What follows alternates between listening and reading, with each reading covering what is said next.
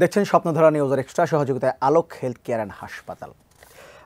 বছর ঘুরে আবারও এলো মে মাস, মে দিবস। শ্রমিকের অধিকার আদায় এবং অধিকারের কথা মনে করিয়ে দেওয়ার একটা দিন। তবে দিবসকেন্দ্রিক আনুষ্ঠানিকতা যত জোরে সোরে এই শ্রমিকের অধিকারের কথা আলোচনা হয়, বাস্তবে আসলে এই শ্রমিকের ন্যায্য অধিকারের ব্যাপারটি আসলে কোন জায়গায় আছে? আমরা প্রায় তো শ্রমিকদের কর্মপরিবেশ, ঠিকমতো মজুরি না পাওয়া, বেতন বকেয়া থাকা, শ্রমঘণ্টা নিয়ে নানা ধরনের অভিযোগের কথা শুনি। আজকে আসলে এই বিষয়গুলো একটু জানার চেষ্টা করবো, একটু বিস্তারিতভাবে জানার চেষ্টা করবো। আমাদের আজকের আলোচনার বিষয় শ্রমিক অধিকার ও শ্রম আইন প্রেক্ষিত বাংলাদেশ। দুজন আলোচক আছেন আমাদের সঙ্গে, একটু পরিচিত হয়ে নেই। আমার সঙ্গে আছেন AHM শফিউজ্জামান, তিনি সচিব শ্রম ও কর্মসংস্থান মন্ত্রণালয়, এবং আছেন সৈয়দ সুলতান উদ্দিন আহমেদ, তিনি প্রধান শ্রম সংস্কার কমিশন। দুজনকে স্বাগত আমাদের অনুষ্ঠানে। AHM শফিউজ্জামান, আপনার কাছ থেকে একটু জানতে চাই, মানে যেটি বলছিলাম শুরুতেই বলছিলাম যে আজকের দিনে জোরে সোরে আমরা বিভিন্ন জায়গায় শ্রমিকের অধিকারের কথা বলবো, ন্যায্য অধিকারের কথা বলবো, কিন্তু আন্তর্জাতিক প্রেক্ষাপটে যদি বলি বাংলাদেশে আসলে শ্রমিকের এই অধিকারের জায়গাটা কোন জায়গায় আমরা দাঁড়িয়ে আছি? ধন্যবাদ আপনাকে, এবং আজকে মহান মে দিবসে সমস্ত শ্রমিক ভাইদেরকে আমি শুভেচ্ছা এবং স্বাগত জানাচ্ছি, এবং ATN নিউজের সকল দর্শক শ্রোতাকে মে দিবসের শুভেচ্ছা জানাচ্ছি।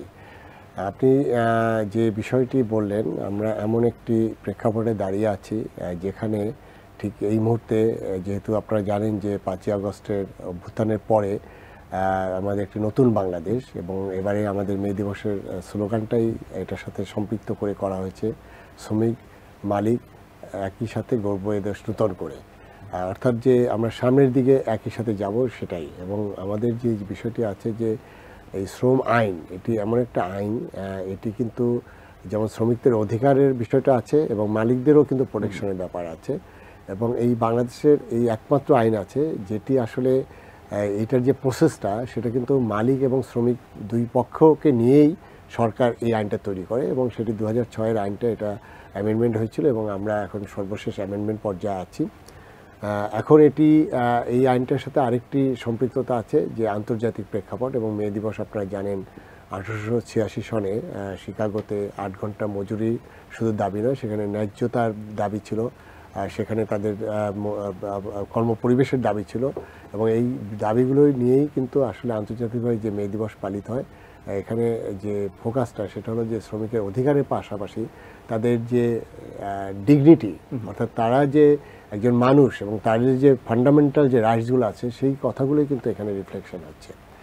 আন্তর্জাতিক যে বিষয়টি আছে, আপনারা জানেন যে ILO যেটা আছে, আন্তর্জাতিক লেবার অর্গানাইজেশন যেটি আছে, তাদের সাথে আমরা যেহেতু তাদের মেম্বার, এবং তাদের যে আমাদের যে কনভেনশনগুলো আছে, আমাদের আউট অফ 10 আমরা 8টিতে কিন্তু আমরা সিগনেটরি, এবং সেখানে যেহেতু আমরা আন্তর্জাতিক এই শ্রম যে অফিস আছে তাদের সাথে যেহেতু লিঙ্ক, সে কারণে আমাদেরকে এই আইনটা কিন্তু আন্তর্জাতিক স্ট্যান্ডার্ডে আমাদের করতে হয়, এবং সেটি আইনটা করলেই নয়, এটি বাস্তবায়নও করতে হয়। সেই বাস্তবায়নের ক্ষেত্রে চ্যালেঞ্জ অনেকগুলোই আছে। ঠিক এই মুহূর্তে যদি বলি, এই গত মাসে 24শে এপ্রিল, এটি ছিল বাংলাদেশের ইতিহাসে না পৃথিবীর ইতিহাসে একটি স্মরণীয় শ্রমিকদের দিন, যেটি রানা প্লাজা কলাপস, এবং 12 বছর আগে এই রানা প্লাজা কলাপসের পরে এখনও কিন্তু সেই শ্রমিকরা তাদের অধিকারের জায়গায় এখনও তারা রাস্তায় নেমে আছে। তাদের ন্যায্য বকেয়া বেতন সেটা পরিশোধ করা হচ্ছে না, তাদের সেখানে যে কর্মঘণ্টা সেগুলো মানা হচ্ছে না অনেক ক্ষেত্রেই। সেই জায়গাগুলোতে আমরা আসলে কাজ করছি, এবং এই কাজটা কিন্তু সরকার একা করতে পারবে না।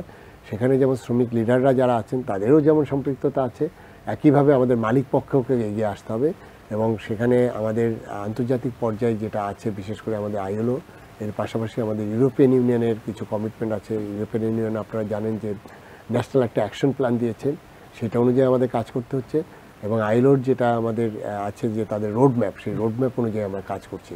সেখানে আমি বলবো যে আমাদের যে আইনটা, যেটা আমরা এখন ফাইনাল ড্রাফটের পর্যায়ে আছে, এবং এখানে শ্রম কমিশনের চেয়ারম্যান মহোদয় আছেন, ওনারাও গত মাসের 21শে এপ্রিল আমাদের চিফ অ্যাডভাইজার স্যারের কাছে ওনাদের রিপোর্ট দাখিল করেছে। আমরা এখন ওই রিপোর্ট নিয়ে কাজ করছি, এবং সেই রিপোর্টের প্রেক্ষিতে আমরা মনে করি যে আমরা যখন আগামী বছর 2026-এ এই মে দিবস পালন করব, তখন আমরা অন্তত বলতে পারবো যে শ্রমিকদের যে অধিকারটা 25 সনে যা ছিল তার থেকে অধিকারের অনেকটা অংশই আমরা সেটা শ্রমিকদের দিতে পেরেছি বলে আমি বিশ্বাস করি। সৈয়দ সুলতান উদ্দিন আহমেদ, আপনার কাছে প্রশ্ন, আপনাদের কমিশনের উপরে শ্রমিকদের এক ধরনের প্রত্যাশা তৈরি হয়েছে, আমি বলবো যে আকাশ সমান প্রত্যাশায় তৈরি হয়েছে আপনাদের রিপোর্ট যখন জমা দিয়েছেন। আপনার কাছে আমি আগের প্রশ্নটার প্রেক্ষিতেই প্রশ্নটা করি যে আন্তর্জাতিক প্রেক্ষাপটে বাংলাদেশে আসলে শ্রমিকদের অধিকারের জায়গাটা কোন জায়গা, এবং আপনাদের কমিশনের যে প্রস্তাবগুলো আছে তো সেটি যদি বাস্তবায়ন হয় পুরোপুরি, তাহলে আসলে সেই জায়গাটা কোথায় গিয়ে দাঁড়াবে? অনেক ধন্যবাদ এটিএন নিউজকে মে দিবসের এরকম একটা আলোচনার আয়োজনের জন্য। আমি এটিএন নিউজের মাধ্যমে মে দিবসের সেই মে দিবস থেকে শুরু করে আজ পর্যন্ত এই বিশ্বকে এগিয়ে নিয়ে যাওয়ার জন্য মে দিবসের চেতনাকে ধারণ করে যারা সংগ্রাম করেছে, জীবন দিয়েছে, তাদের সবার প্রতি শ্রদ্ধা জানাচ্ছি। খুব গুরুত্বপূর্ণ একটা প্রস্তাব করেছেন যে কমিশনের যে প্রতিবেদন, সেই প্রতিবেদন যদি বাস্তবায়ন হয় তাহলে বাংলাদেশের শ্রমজগতের অবস্থা কী হবে। আমরা প্রতিবেদনের কিন্তু শিরোনামে দিয়েছি শ্রমজগতের রূপান্তর রূপরেখা। আমরা একটা রূপান্তরই চাই এবং রূপান্তরের প্রয়োজন। যে প্রথম যে প্রশ্নটা সেটা হচ্ছে যে আন্তর্জাতিক শ্রমমানের আলোকে বাংলাদেশের শ্রম আইন এখন কী অবস্থায় আছে। আমাদের শ্রম সংস্কার ও কর্মসংস্থান মন্ত্রণালয়ের মাননীয় সচিব মহোদয় বলেছেন যদি ভিত্তি হিসেবে ধরেন তাহলে শ্রম আইনটা আন্তর্জাতিক শ্রমমানের আলোকে করা, কিন্তু আবার এই আইনের মধ্যেই আপনার আইন নিজেই নিজেকে সীমাবদ্ধ করেছে অনেকগুলো ব্যাপারে। সংজ্ঞার ক্ষেত্রে আপনার শর্ত দিয়ে দেখবেন আইনের অনেকগুলো গুরুত্বপূর্ণ ধারার নিচে লেখা আছে শর্ত থাকে যে কিন্তু এরকম। এর কারণে এটি আন্তর্জাতিক শ্রমমানের ভিত্তিতে তৈরি হলেও এটি এখন আসলে কিন্তু আন্তর্জাতিক শ্রমমানের সাথে সামঞ্জস্যপূর্ণ খুব বেশি নেই। একটা উদাহরণ যদি দিই যে আন্তর্জাতিক একটি কোর্স মৌলিক শ্রমমান হচ্ছে শ্রমিকের সংগঠিত হওয়ার অধিকার এবং দর কষাকষির অধিকার। এটি 5টি যে মৌলিক শ্রম অধিকার আছে যেটা আন্তর্জাতিক শ্রম সংস্থা ILO সংজ্ঞায়িত করেছে, নির্ধারিত করেছে, তার একটি। এবং শুধু একটি নয়, এটাকে গুরুত্বপূর্ণ ধরা হয় কারণ এর মাধ্যমেই শ্রমিক অন্যান্য অধিকারগুলোকে নিশ্চিত করার জন্য কথা বলতে পারে, দাবি তুলতে পারে। কিন্তু এটি কিন্তু বাংলাদেশের শ্রম আইনে আছে। সমস্যা হচ্ছে যে এটি যখন চর্চা করতে যাবেন তখন দেখবেন অনেকগুলো শর্ত। একটা প্রথম শর্ত হচ্ছে একটা কারখানায় যত শ্রমিক আছে তার একটা অংশ থাকতে হবে, কোথাও 20%, কোথাও 30%। এর এইটা ইউনিয়ন গঠন করতে গেলে আপনাকে প্রচুর কাগজপত্র জমা দিতে হবে, প্রচুর শর্ত পালন করতে হবে। সবচেয়ে বড় ব্যাপার হচ্ছে যে এটি প্রাতিষ্ঠানিক শ্রমিকদের জন্য একটা অধিকার। এই যে প্রতিষ্ঠানের বাইরে যে বিশাল শ্রমজীবী গোষ্ঠী 85% শ্রমিক, তারা কিন্তু এই আইনের অংশ না। আবার প্রতিষ্ঠানের মধ্যেও বিভিন্নভাবে পদের সংজ্ঞা হওয়ার কারণে, পদ পদবীর কারণে অনেকে এটার সদস্য হতে পারেন। এটা একটি উদাহরণ দিলাম। তো সুতরাং শ্রম সংস্কার কমিশন যে রূপান্তরের প্রস্তাব দিয়েছে সেখানে এই আন্তর্জাতিক শ্রমমান, বাংলাদেশের সংবিধান এবং আমাদের স্বাধীনতা সংগ্রাম, এই 24 জুলাইয়ের বৈষম্য বিরোধী আন্দোলনের যে জন আকাঙ্ক্ষা এবং আমার বাংলাদেশকে এগিয়ে নিয়ে যাওয়ার জন্য শ্রমজগতের যে রূপান্তর দরকার, শুধু শ্রমিকদের অধিকার কল্যাণ কোনো বিচ্ছিন্ন ঘটনা না, বিচ্ছিন্নভাবে তাদের অধিকার করা, যে রূপান্তর দরকার সেই রূপান্তরের প্রস্তাব আমরা দিয়েছি। এবং সেখানে যেমন এক্ষেত্রে আমরা বলেছি যে আনুপাতিক হার না, সংখ্যা হারে হতে হবে এবং সকল শ্রমিকের তার কাজের ধরন যাই হোক না কেন, তার কর্মক্ষেত্রে যেটাই হোক, প্রাতিষ্ঠানিক, অপ্রাতিষ্ঠানিক, লাভজনক, অলাভজনক, যিনি একটি অলাভজনক প্রতিষ্ঠানে চাকরি করেন উনি তো চাকরি করেন, ওনার তো শ্রমিক হিসেবে যে অধিকার থাকবে তার মৌলিক অধিকারগুলো নিশ্চিত করতে হবে। তার মধ্যে একটি হচ্ছে তার নিয়োগের নিশ্চয়তা, কারণ আমাদের এই আয় এবং কাজের অনিশ্চয়তা আমাদের পুরো দেশের যে অর্থনৈতিক কর্মকাণ্ডকে অনিশ্চিত করে ফেলতেছে। তার সামাজিক নিরাপত্তা নিশ্চয়তা, তার একটা জাতীয় ন্যূনতম মজুরির মানদণ্ড, এরকম কয়েকটি মৌলিক সুপারিশ আমরা দিয়েছি। আমরা আশা করতেছি যে, এবং সরকারও খুব ইতিবাচকভাবে সাড়া দিয়েছে, সারা দেশেই সাড়া দিয়েছে। আপনি যেটা বলেছেন যে অনেক প্রত্যাশার চাপ তো আমাদের ছিল, কারণ সমস্যাও তো অনেক। 8 কোটি মানুষের মধ্যে 7 কোটি মানুষের কোনো স্বীকৃতি নেই শ্রমিক হিসাবে, তা প্রত্যাশা থাকবেই। আমরা সেটা চেষ্টা করেছি, কিন্তু আমরা বাস্তবমুখী হয়েছি। বাস্তবের উপরে ভিত্তি করে যতখানি সৌধ করা যায় আমরা ঠিক ততখানিই করেছি। কোনো অবাস্তব নরবরে ভিত্তির উপরে আমরা বিশাল সৌধ করিনি। এবং আমরা আশা করতেছি সরকার যে ইতিবাচক সাড়া দিয়েছে, মাননীয় প্রধান উপদেষ্টা, শ্রম উপদেষ্টা, আমাদের শ্রম সচিব মহোদয় সবাই মিলে, আর সারা বাংলাদেশের গণমাধ্যম, গবেষণা প্রতিষ্ঠান, একাডেমিয়া সবাই যেভাবে ইতিবাচক সাড়া দিয়েছে, আমরা আশাবাদী যে একটা রূপান্তরের মধ্য দিয়ে আমরা যাব এবং দেশ এগিয়ে যাবে। আমি একটু শফিকুজ্জামান আপনাকে একটু জানতে চাইবো আপনার কাছে যে এই যে একটা কমিশন একটা রিপোর্ট দিল, আপনারা একটা শ্রম আইন সংশোধনের একটা খসড়া তৈরি করেছেন, সেখানে আসলে এই দুটো মিলে এক ধরনের সমন্বয় নিশ্চয়ই আপনারা করবেন। সত্যিকার অর্থে যেটা আমি বলতে চাচ্ছি যে সমন্বয় করব নয়, এটা সমন্বয়ভাবেই করা হয়েছে। মূলত আমাদের যে শ্রম সংস্কার কমিশন, সেখানে আমরা যদি এটা কিভাবে এই কমিশনে কারা কাজ করেছে, সেখানে প্রথম প্রস্তাব ছিল 9 জন শ্রমিক রিলেটেড যারা আছে, শ্রম আইন নিয়ে যারা কাজ করে অথবা শ্রমিক লিডাররা অন্তর্ভুক্ত ছিলেন। বাট এমপ্লয়ার্সদের পক্ষ থেকে এখানে একটা আপত্তি আসার পরে আমরা কমিশন প্রধান এবং আমাদের ক্যাবিনেট ডিভিশনে ক্যাবিনেট সচিব স্যারের সাথে আলাপ করে, আমাদের শ্রম উপদেষ্টা স্যারের সাথে আলাপ করে আমরা কিন্তু একটা ব্যালেন্স একটা কমিশন করেছি। অর্থাৎ এখানে সবচেয়ে বড় কমিশন কিন্তু এই শ্রম সংস্কার কমিশন। এখানে এমপ্লয়ারদেরও সমহারে এখানে অন্তর্ভুক্ত করা হয়েছে এবং ওনারা যে এই রিপোর্টটা দিয়েছে, এই রিপোর্টের প্যারালাল কিন্তু আমাদের শ্রম আইনটাও সংশোধন হচ্ছিল। এবং খুবই ইন্টারেস্টিং ব্যাপার, ওই কমিশনের মালিক পক্ষের এবং শ্রমিক পক্ষের আবার একটা অংশ কিন্তু আমাদের যেটা এই আইনটা প্রণয়ন করতে, এটাকে বলে টিসিসি, ন্যাশনাল টিসিসি, অর্থাৎ ট্রাইপার্ট্রেট একটা কনসালটিভ বডি থাকে এবং সেই টিসিসিটাকে আমরা এবারে গঠন করেছি। সেটি হলো গণতান্ত্রিক উপায়, অর্থাৎ সবার ট্রুল রিপ্রেজেন্টেশন ওখানে থাকে এবং সেখানে 20 জন শ্রমিক লিডার থাকেন, 20 জন মালিক পক্ষের লিডাররা থাকেন, 20 জন সরকারের পক্ষ থাকে। এই 60 জন নিয়ে আমরা যখন এই শ্রম আইন সংশোধনের এই কাজগুলো করেছি, প্যারালাল তারা কিন্তু আবার কমিশনও কাজ করেছে। সেখানে আমরা এমন নয় যে আমরা 180 ডিগ্রি, অর্থাৎ আমরা একই দিকে যাতে এটি হয়। এবং সবচেয়ে আমি খুশি এই জন্য যে আমি জানি না অন্য কমিশনগুলো কিভাবে কাজ করেছে, বাট আমি অন্তত দায়িত্ব নিয়ে বলতে পারি যে এই শ্রম সংস্কার কমিশনের যে রিপোর্টটা, এটি আমার কাজকে অনেক সহজ করে দিয়েছে। কেন সহজ করে দিয়েছে? কারণ হলো যে আমরা যখন আইনটা প্রণয়ন করি এবং সেখানে যে ডিবেটগুলো হয়, সেখানে দেখা গেল যে অনেক জায়গায় কিন্তু আমরা কনসেনসাসে আসতে পারি না। সেই কনসেনসাসের ক্ষেত্রে যে জিনিসটা হলো, এই রিপোর্টটা কিন্তু তারা আমরা টিসিসির মিটিং করেছি 5টা, আর আমাদের একটা টেকনিক্যাল কমিটি আছে এই আইনের ড্রাফটের ক্ষেত্রে, তারা 8টা মিটিং করেছে। কিন্তু এই কমিশন কিন্তু 100টার উপরে মিটিং করেছে।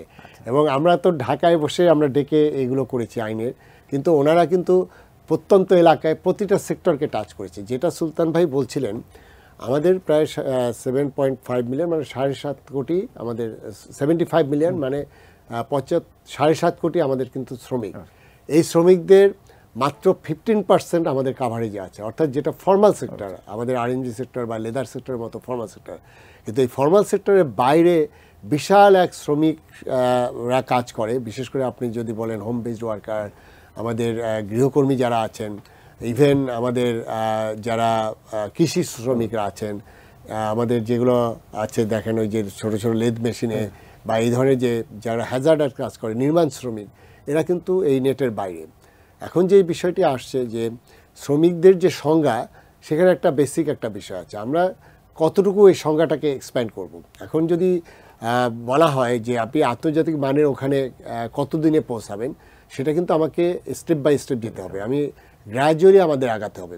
সেখানে আমরা ওনাদের মূল মোটা দাগে আসলে 25টা রিকমেন্ডেশন আছে এবং আমরা যেটা করছি ওনাদের সাথেই বসে, এবং আমরা নর্থ সাউথ ইউনিভার্সিটির সাথে আমরা গত 29 এপ্রিল অর্থাৎ 2 দিন আগে কিন্তু একটা এমইউ করেছি, অর্থাৎ আমরা একাডেমিয়াকে এখানে সম্পৃক্ত করছি।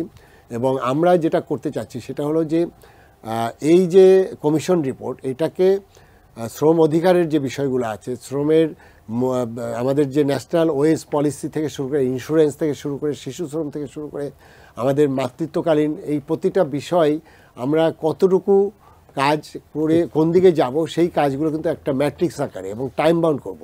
এবং আমি আপনাদেরকে আজকে নিশ্চিতভাবে বলতে পারি, যেহেতু আজকে মে দিবস, এটি শ্রমিকদের দিবস, আমি বলতে পারবো যে আগামী 26 সনে যে মে দিবসটা হবে, সেটা শ্রমিকরা হাসি মুখে সেই মে দিবস পালন করবে, এই প্রতিশ্রুতি আমি আপনাদের মাধ্যমে সবাইকে দিতে চাই। আচ্ছা, সৈয়দ সুলতান উদ্দিন, আমরা আপনার কাছে একটু জানতে চাই, আমি এক জায়গায় দেখছিলাম যে আপনি যে রিপোর্টটা দিয়েছেন, সেখানে এক জায়গা আছে যে কর্মক্ষেত্রে তুমি সম্বোধন করা যাবে না। আপনারা সংস্কার এই একটা প্রস্তাবনা করেছেন, এটির কারণ কি? আমরা কিন্তু অনেক জায়গায় দেখি যে তুমি অন্তত খুব সংবেদনশীল একটা জায়গায় আপনি প্রশ্ন করেছেন। তার আগে আমি শ্রম সচিব মহোদয়কে অভিনন্দন জানাচ্ছি তার এই বার্তাটার জন্য যে 2026-এ শ্রমিকরা হাসি মুখে মে দিবস পালন করবে। আমি বলবো এটা একটা বড় অঙ্গীকার এবং বড় পাওনা। হ্যাঁ, আমরা এগোতে থাকবো এবং বাংলাদেশের শ্রমজীবী মানুষ যখন কোনো ইতিবাচক অগ্রযাত্রা দেখে তখন তার পাশে দাঁড়ায় তারা। এই যে বিনির্মাণে যে বড় শিল্পগুলো আমরা দেখতেছি, তৈরি পোশাক থেকে সব জায়গায়, এখানে কিন্তু শ্রমিকরা সবসময় কাঁধে কাঁধ মিলিয়ে কাজ করেছে। সুতরাং তাদের মুখে হাসি ফোটাতে পারলে পুরো বাংলাদেশ হাসবে। এই জন্য আমি অনেক ধন্যবাদ জানাচ্ছি এবং আমরা আশা করব যে আমরা একত্রে কাজ করব দীর্ঘদিন। হ্যাঁ, এটা একটা গুরুত্বপূর্ণ বিষয়, এটা অনেকেই আমাদেরকে প্রশ্ন করতেছে। এটি আমরা খুব সতর্কতার সাথে সচেতনভাবেই আমরা এটি প্রচেষ্টার মধ্যে এনেছি। যদি অনেকে মনে করতে পারে যে অনেক বড় সমস্যা তো রয়ে গেছে বা তুমি বললে কি হয়, কিন্তু আমরা মনে করি যে মর্যাদা দিয়ে শুরু হওয়া উচিত। যেমন আমরা যত জায়গায় গিয়েছি, চট্টগ্রাম, বরিশাল, সিলেট, শ্রমিকরা কিন্তু প্রথমে একটা জিনিস বলেছে যে আমাদের স্বীকৃতির জায়গাটা ঠিক করেন। আমি যে 40 বছর দিনমজুরি করলাম বা আমি যে 20 বছর নির্মাণ শ্রমিক, আমার একটা পরিচয় থাকুক। তারা কিন্তু প্রথমে মজুরির কথা বলে নাই। ঠিক তেমনি এক্ষেত্রেও আমরা দেখেছি যে বাংলাদেশে কিছু জিনিস বিদ্যমান আছে যেগুলো যদি আপনি চ্যালেঞ্জ না করেন, মানুষের মধ্যে প্রশ্ন না তুলেন, তাহলে কিন্তু এর পরিবর্তন হবে না। এটা মনে করো স্বাভাবিক। এই অস্বাভাবিক কোনো জিনিস স্বাভাবিক হচ্ছে সবচেয়ে অস্বাভাবিকতা। একটা সমাজে অস্বাভাবিক অনেক কিছুই চলতে পারে, যদি আমরা ধরে নিয়ে এটা অস্বাভাবিক এবং এটা পরিবর্তন আনতে হবে। কিন্তু শ্রমিকদের প্রতি উপেক্ষা, অবজ্ঞা, এটি স্বাভাবিক ধরে নেওয়া হচ্ছে। এখানে আমরা এই চ্যালেঞ্জটা করতে চেয়েছি যে একটা হচ্ছে আমাদের দেখবেন কিছু পেশার মানুষের নাম নেই, বুয়া, তারপর মামা। এটা অনেক আগে, কমিশন গঠনের অনেক আগে আমরা যখন গৃহশ্রমিকদের নিয়ে আমি কাজ করি, তখন গৃহশ্রমিকদের একটা সম্মেলনে একটা গ্রুপ একটা পোস্টার তৈরি করেছিল যে আমার নাম বুয়া না, আমার একটি নাম আছে। এখন কোনো মানুষের আপনি যখন নামের পরিবর্তন করে দেন তখন তার সত্তাকে ভুলিয়ে দেওয়া হয়। কিন্তু আপনাদের মনে আছে যে রুটস যে একটা সিনেমা হয়েছিল যে সেই কালজয়ী উপন্যাস, সেখানে কিন্তু ওই আমেরিকা যে কৃতদাসদেরকে নিয়ে যাওয়া হতো, প্রথম তাদের নাম পরিবর্তন করা হতো যাতে তাদের অতীতের কোনো সত্তা মনে না থাকে। ওইটা আমরা মনে করেছি যে এই যে শোভন কাজের একটা আইন আছে, কিন্তু বাংলাদেশের শ্রম আইনে একটি ধারা আছে যে কোনো সহকর্মীর প্রতি অশোভন আচরণ করা যাবে না। আর সে অশোভনটা কি? ওখানে আমরা বলতে চাই এখানে তুই বলা, তুমি বলা, এটা বন্ধ করতে হবে। এটা মর্যাদার যেমন ব্যাপার আছে, স্বীকৃতির ব্যাপার আছে যে একজন ব্যক্তি সে আমার এখানে পরিশ্রম দেয়, সে কোনো দয়ার পাত্র না, তার আমি কোনো করুণা করতেছি না, তিনি শ্রম দিচ্ছেন, তিনি মজুরি নিচ্ছেন, তার অধিকার তার প্রাপ্য। এবং এটার মাধ্যমে কিন্তু ওই শ্রমিকের আস্থা বাড়ে। আপনি যখনই একজনকে সম্মান দিয়ে সম্বোধন করবেন তখন তার নিজের মধ্যে আস্থা বাড়বে, তার নিজের সম্পর্কে, এবং সে কিন্তু এই প্রতিষ্ঠানের সাথে খুব আত্মীকরণ অনুভব করবে। এটা কিন্তু প্রতিষ্ঠানের জন্য ভালো। আপনি একজন লোক ঢুকলে তাকে আসসালামু আলাইকুম দিয়ে একটু বসতে বলেন, দেখবেন সে কিন্তু মনে করবে সে একজন গুরুত্বপূর্ণ ব্যক্তি, আপনাকেও সে সম্মান দেবে। অতএব এটা পারস্পরিক একটা ব্যাপার, এটা খুব ছোট ব্যাপার না। এর মাধ্যমে শ্রমিকদের যেমন একটা সম্মানবোধ জন্মাবে, ঠিক তেমনি নিয়োগকারীও তার সহকর্মীকে, তার একজন শ্রমিককে সে করুণার পাত্র মনে করবে না। আমরা একটা রূপান্তর কিন্তু চাচ্ছি, সেটা হচ্ছে আমাদের সমাজে এখন শ্রমিকদের জন্য যিনি ভালো করতে চান তিনিও সহানুভূতি দেখান, অধিকার না। আচ্ছা, আমরা এই সহানুভূতি এবং করুণাকে অধিকারে রূপান্তরিত করতে চাই। চমৎকার। এই যে শফিকুজ্জামান, আপনার কাছে এটা জানতে চাইবো যে শফিকুজ্জামান, আপনার কাছে জানতে চাইবো যে প্রতি বছর আমরা এই ঈদের সময় বিশেষ করে এই বকেয়া বেতন নিয়ে এবং শ্রমিক একটা অসন্তোষ সব সময় দেখি, বেতন বোনাস নিয়ে অসন্তোষ দেখি। মানে এটা দূর এতদিনেও দূর করা গেল না, মানে এটা দূর কবে দূর হবে আসলে প্রতি বছর ঈদের আগে? হ্যাঁ, এবছর কি খুব বেশি অসন্তোষ ছিল? কিছু ছিল না, যেটা ছিল 2-4টা, এবং সেটা কিন্তু অনেক পুরানো বিষয়। এবং আমরা এবারের ঈদ যাত্রায় শ্রমিক অসন্তোষের কারণে রাস্তা ব্লক হয়নি, আমরা চেষ্টা করেছি। এখন প্রবলেমটা হয়ে গেছে কি, এটা কিন্তু আপনাকে বুঝতে হবে যে আপনার 5ই আগস্টের পরে যে পরিবর্তন, গত 15 বছরে যারা এই সেক্টরগুলোকে লিড করেছে তারা কোথায় এখন? তাদের কিন্তু আপনি যদি প্রথম 100 জনেরকে আপনি খুঁজে পাবেন না। তাদের যে এই যে বিশাল বিশাল ইনভেস্টমেন্ট, সেখানে 30,000-40,000 শ্রমিক আছে, আমি একটা প্রতিষ্ঠানের নাম না বলি, আপনারা হয়তো বুঝতে পেরেছেন যে সবচেয়ে বড় তাদের এই জিনিসটা কিন্তু আমরা অ্যাড্রেস করেছি। প্রবলেমটা হয়েছে কি যে এই 5ই আগস্টের পরে পরিবর্তনের পরে আপনার 3 বছর আগে একটা ফ্যাক্টরি বন্ধ হয়ে গেছে, সেখানে মালিক আপনার অলরেডি দেশ থেকে অনেক আগেই চলে গেছে। এখন এই ফ্যাক্টরির শ্রমিকদের যে দাবি, এখানে হয়তো সুলতান ভাই একটু হয়তো মানে অন্যভাবে নেবেন না, তাদের এই দাবিগুলো কি হঠাৎ করে সারফেসে চলে আসলো? মানে এটা তো আপনার লং পেন্ডিং একটা ইস্যু। এখন যেটা হলো কি খুব সুন্দর একটি টুলস এখন দেখা যাচ্ছে, সেটি হলো যে দাবি দেওয়ার নামে রাস্তা ব্লক করে দিয়ে সরকারকে একটা বিব্রত অবস্থায় রাখা। এবং আমরা যদি বলি, যদি আপনি সেপ্টেম্বর 2024-এর কথা বলেন, আজকে মে দিবস আমরা পালন করছি, আমাদের কিন্তু এই শ্রমিক অসন্তোষ যেগুলো ছিল বিশেষ করে আরএমজি সেক্টরে, সেটা কিন্তু অনেকটাই আমরা নিউট্রাল করেছি। এখন ঈদ যাত্রার ক্ষেত্রে যেটা হয় কি যে ওই সময় আপনার একটা বোনাস আছে, এটা অতিরিক্ত আপনার চার্জ আছে, প্লাস আপনার যেটা হয় কি যে ঈদের সময় একটা বড় ছুটি থাকে এবং এই ছুটিতে তাদের শিপমেন্টের একটা বিষয় থাকে। তখন হচ্ছে কি যে এই যে ওভারটাইম বা এইগুলো ন্যায্য পাওনা অনেক সময় আপনার যখন দেওয়া হয় না, তখন এই অসন্তোষগুলো থাকে।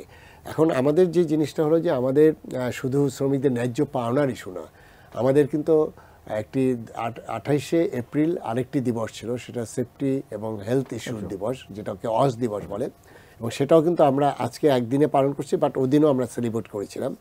সেখানে দেখেন আমরা সেফটির কথা বলছি, অথচ রানা প্লাজা কেসটা কি, সেখানে আগের দিন যখন ক্র্যাক হলো আপনার 23শে এপ্রিল, যেদিন আগের দিন যখন এই ক্র্যাক হলো 12 বছর আগে, তখন কিন্তু শ্রমিকরা ওখানে যেতে চায়নি, যেটা কলাপস করতে পারে, অথচ তাদেরকে ফোর্স ওখানে ঢুকিয়ে আপনার কাজ করিয়ে এইরকম একটা ঘটনা ঘটলো।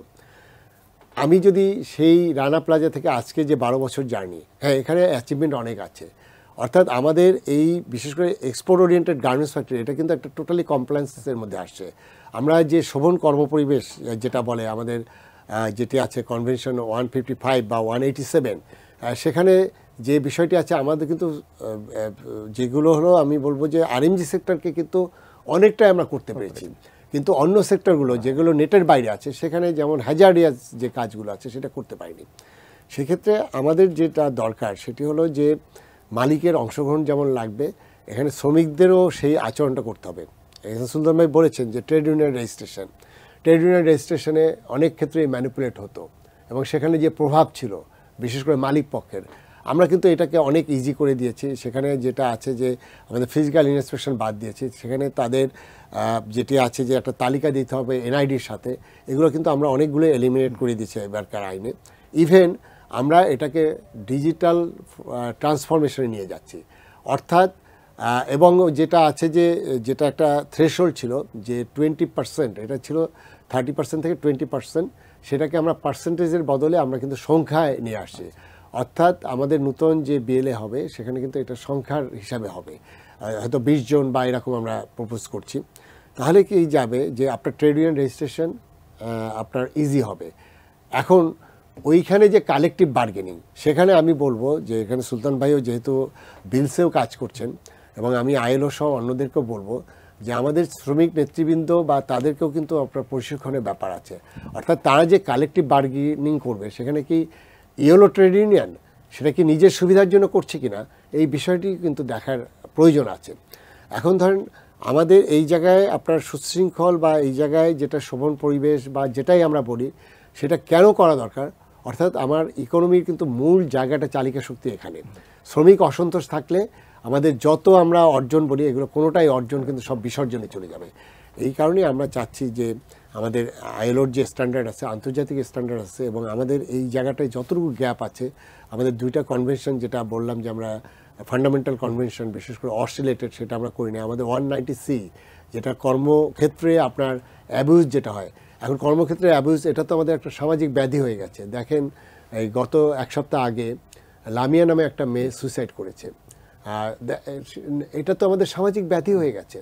এখন আমরা কি ওই আমাদের যে এলাকায় যেমন ধরেন আমাদের ঢাকার আশেপাশে যে বেলটা, টঙ্গী, গাজীপুর, আশুলিয়া, সাভার বা ইভেন নারায়ণগঞ্জে, সেখানে আপনার লক্ষ লক্ষ শ্রমিক কাজ করে, প্রতিটা শ্রমিকের তো এই প্রোটেকশন বা তার যে এই বিষয়গুলো কি আমরা সামাজিক আন্দোলনে পরিণত না করলে বা এখানে যে শাস্তিগুলো আছে এই অ্যাবিউজ করলে সেটা যদি আমরা নিশ্চিত না করি তাহলে তো আসলে এটি পরিবর্তন হবে না। এই জন্য আমাদের সবাই মিলেই কাজ করতে হবে। সৈয়দ সুলতান উদ্দিন আহমেদ, আপনার কাছে জানতে চাইব একটু, যদি বেতন প্রসঙ্গে যদি আসে, এটা নিশ্চয়ই শ্রমিকরা এটাই সবচেয়ে বেশি করে।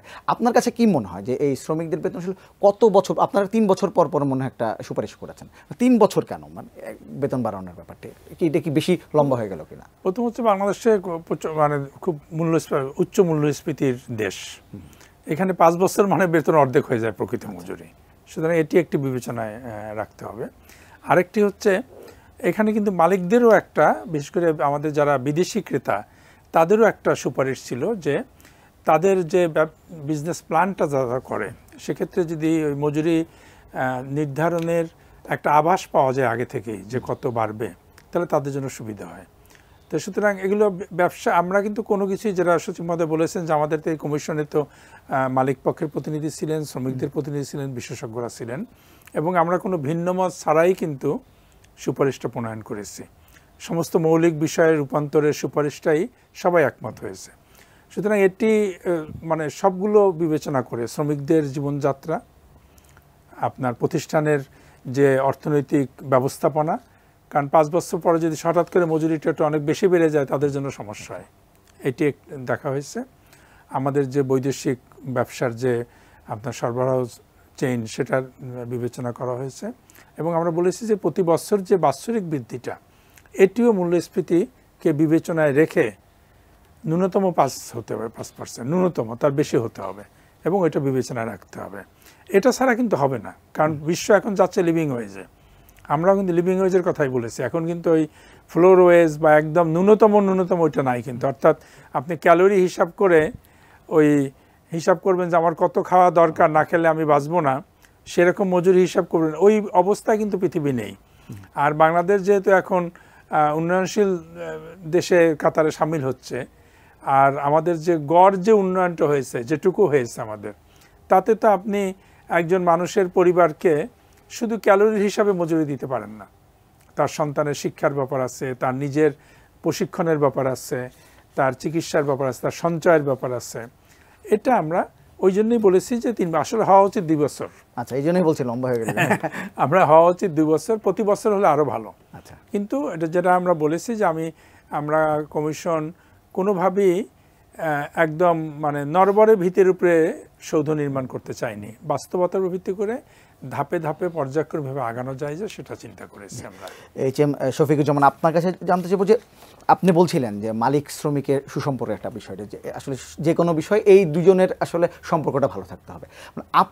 আপনাদের মন্ত্রণালয় থেকে এমন কোনো উদ্যোগ নেওয়া হবে কিনা যে শ্রমিক এবং মালিকের মধ্যে যে সম্পর্কটা আছে আরও যেন এটাই ভালো হয়, বা প্রগাঢ় হয়, সেই কোনো প্রচেষ্টা নেওয়া হবে কিনা? এই ধরনের প্ল্যাটফর্ম আছে। আমি একটু ওয়েজের বিষয়টা আসি। আমাদের সুলতান ভাই যেটা বললেন, আমাদের নিম্নতম মজুরি বোর্ড আছে, তারা এভরি 5 ইয়ার্সে আপনার মজুরিটা বৃদ্ধি করে, এবং সেখানে আমাদের গার্মেন্টস সেক্টরে 2023-এর ডিসেম্বরে আপনার মজুরি বৃদ্ধি করা হয়েছিল, এবং সেটা 66%। এখানে একটা জিনিস হলো যে হঠাৎ করে আপনি 5 বছর পরে যখন 66% বৃদ্ধি করবেন, তখন কিন্তু মালিকদের উপরে একটা চাপ আসে। এই কারণেই কিন্তু আমরা একটি 18 দফা করেছিলাম 24শে সেপ্টেম্বর এই নতুন সরকার আসার পরে, এবং এই 18 দফাটা এটা বলবো যে আমার একটা ম্যাগনা কার্টার মতো বলতে পারেন। অর্থাৎ মালিক এবং শ্রমিক মিলে দুই পক্ষকে আমরা মন্ত্রণালয়ে ডেকে এনে এক জায়গায় কনসেনসাসে আসছি যে এই 18 দফা, এবং এই 18 দফায় কিন্তু এই যে ইনক্রিমেন্ট বা এই জিনিসগুলো কিন্তু মজুরি বৃদ্ধির এই কথাগুলো আছে। এবং এরপরে আমরা যেটা করেছি, আপনার ইনফ্লেশনের যেটা করা হয়েছে +-10%-এর আশেপাশে, আমরা কিন্তু প্রতি বছর যে ইনক্রিমেন্ট 5%, এটা কিন্তু বৃদ্ধি করে 9% করেছি। এবং এটা মানে কি যে 9% কিন্তু আপনার অতিরিক্ত 4% কিন্তু বাড়ছে। এখন যেটা সুলতান ভাই বললেন, আমরা এমন হতে পারে যে আমরা প্রতি বছর আমরা ইনফ্লেশনের সাথে অ্যাডজাস্ট করে যদি আমরা করি, তাহলে কিন্তু একটা সফট জায়গা আসে। এই কারণেই যেমন ওনাদেরও রিকমেন্ডেশন আছে, ILO নিয়ে আমরা কাজ করছি, সেটি হলো আমাদের ন্যাশনাল ওয়েজ পলিসি করা। এবং এই ন্যাশনাল ওয়েজ পলিসিটা যদি আমরা করতে পারি, আমরা আসলে নিম্নতম মজুরি মানে এটা হলো একদম বেসিক, কিন্তু শ্রমিকরা কিন্তু মানে আপনার ওভার টাইম পাচ্ছে, বা যাদের 10 বছর চাকরি হচ্ছে ইনক্রিমেন্ট বা এরকম বেড়ে কিন্তু তারা আরও অনেক বেশি পাচ্ছেন। তবে এটি কি যথেষ্ট কিনা? এটি মোটেও যথেষ্ট নয়। সেই জায়গাটা আসলে মালিকের যে তাদের অ্যাবিলিটি আছে, আরও অনেক ইস্যু আছে, আমাদের ব্যাংকের সমস্যা আছে, আমাদের গ্যাসের সমস্যা আছে, আমাদের এখানে কস্ট অফ প্রোডাকশন, শুধুমাত্র আমরা মানে লেবারদেরকে সবচেয়ে ম্যানিপুলেট করছি, আর আদার্স কস্ট কিন্তু আপনার অনেক বেশি। তো সেই জায়গাগুলোতে আমরা যখন অ্যাডজাস্ট করব তখন আমার মনে হয় যে একটা মানে শ্রমিকদের ওই জানবে যে সে প্রজেক্ট করতে পারবে যে তার আসলে মজুরিটা কত হবে বা ইয়ে। এবং এখানে আরেকটা উদাহরণ দিতে চাই আমি, আমাদের চা শ্রমিক আছে 1 লক্ষ, এবং সেখানে আমাদের মজুরি কিন্তু মাত্র 188 টাকা পার ডে। আর ওইটা একটা হিসাব আছে যে এত কেজির বেশি হলে তখন কিছু সে পায়। এখন এই 188 টাকা মজুরি মানে 188 টাকা নয়, কারণ সেখানে চা শ্রমিকের যারা কাজ করে তারা কিন্তু তাদের আবাসন সুবিধা, তাদের চিকিৎসা সুবিধা, বাচ্চার এডুকেশন সুবিধা, প্লাস একটা জমিও থাকে, তারা চাষাবাদ করতে পারে। এবং সেখানে আপনি কি জানেন যে 2 টাকা দামে তারা আটা কিনতে পারে, এরকম 25 কেজি চাল 2 টাকা 1 টাকা কেজি দরে। অর্থাৎ সরকার এই সোশ্যাল সেফটি নেটের একটা প্রোটেকশন দিচ্ছে। এই কারণেই আমি বলবো যে আমিও পার্সু করছি সরকারকে শ্রমিকদের পক্ষ হয়ে, সেটা হলো যদি আমরা তাদেরকে একটা রেশনের সিস্টেমের মধ্যে আনতে পারতাম, অর্থাৎ সামাজিক নিরাপত্তা বেষ্টনীর মধ্যে যদি আমরা আনতে পারতাম, তাহলে এটা একটু অনেকটা বেটার হতো। একদম শেষ সময় চলে এসে 1 মিনিট আছে, এটা আপনার কাছে জানতে চাইবো যে শ্রম ঘন্টা নিয়ে, মানে 8 ঘন্টায় কাজ করার 8 ঘন্টায় যেন কাজ করতে পারে, এটি নিশ্চিত করার জন্য আপনাদের কোনো সুপারিশ করেছেন? এটি তো নিশ্চিত আছে, অনেক সময় তো 8 ঘন্টা আসলে বেশি করতে হয়। হ্যাঁ, করতে হয় এই জন্য যেহেতু মজুরি কম।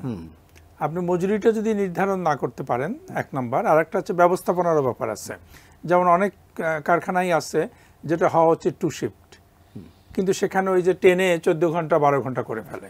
এটা শুধুমাত্র শ্রমিকদের মৌলিক অধিকারেরই আপনার ব্যত্যয় না, এটা উৎপাদনশীলতার জন্য ব্যত্যয়। কারণ WHO-র বিশ্ব স্বাস্থ্য সংস্থার গবেষণা আছে যে একদম বিজ্ঞান ভিত্তিক অ্যানালাইসিস, যে 8 ঘন্টার পরে উৎপাদনশীলতা কমতে থাকে মানুষের। 72 মানে প্রচুর দুর্ঘটনার কারণ হচ্ছে 12 ঘন্টা কাজ, অনেক দুর্ঘটনার। তো সুতরাং এগুলো। আরেকটা হচ্ছে যে আমাদের প্রচুর আপনার বেকারের দেশ, কর্মসংস্থান ব্যাপার। আপনি যদি কিছু শিল্পের বড় বড় ফ্যাক্টরিগুলো যদি 2 শিফট করা হয়, তাহলে কিন্তু একদল দক্ষ শ্রমিকও বের হয়। আমাদের আরেকটা সমস্যা হচ্ছে, যেমন আমাদের টেক্সটাইল এবং জুট মিলে ছিল বদলি শ্রমিক। আমাদের কিন্তু তৈরি পোশাক শিল্পে এই এলাকা ভিত্তিক বদলি শ্রমিক থাকা উচিত। তাতে হয় কি, ওই অতিরিক্ত চাপ যখন হয়, যখন অর্ডারটা আসতে হয়, তখন কিছু কাজ বেশি করতে হয়। অর্থাৎ এটা একদিকে মজুরি কম একটা ব্যাপার, আর একটা ব্যবস্থাপনার একটা ব্যাপার। আরেকটা ব্যাপার আছে যে আমাদের শ্রম আইনে একটি ধারা আছে যে জনস্বার্থে আইনের কিছু ধারা থেকে অব্যাহতি দেওয়া যায়। এখন আমরা সবসময় বলেছিলাম এই জনস্বার্থটা সংজ্ঞায়িত করা হোক। আচ্ছা, কিন্তু দেখা যাচ্ছে যে শ্রম মন্ত্রণালয় 2-1টা শিল্পকে সবসময় ওই ধারা থেকে অব্যাহতি দেয়। আচ্ছা, ধন্যবাদ। আমরা শেষ সময় চলে এসেছি। আপনাদের দুজনকেই ধন্যবাদ আমাদের সঙ্গে যুক্ত হওয়ার জন্য। নিশ্চয়ই আজকের ভালো খবর পেলাম, 2026 সাল শ্রমিকদের জন্য একটি অন্যরকম ভালো একটি সাল নিশ্চয়ই প্রত্যাশা মানে অপেক্ষা করছে। আপনার সেই যে আশ্বাস দিয়েছেন, সেই আশ্বাস নিয়ে আজকে আমরা অনুষ্ঠান শেষ করব। আপনারা ভালো থাকবেন, সুস্থ থাকবেন, অবশ্যই এটি নিয়ে সঙ্গে থাকবেন।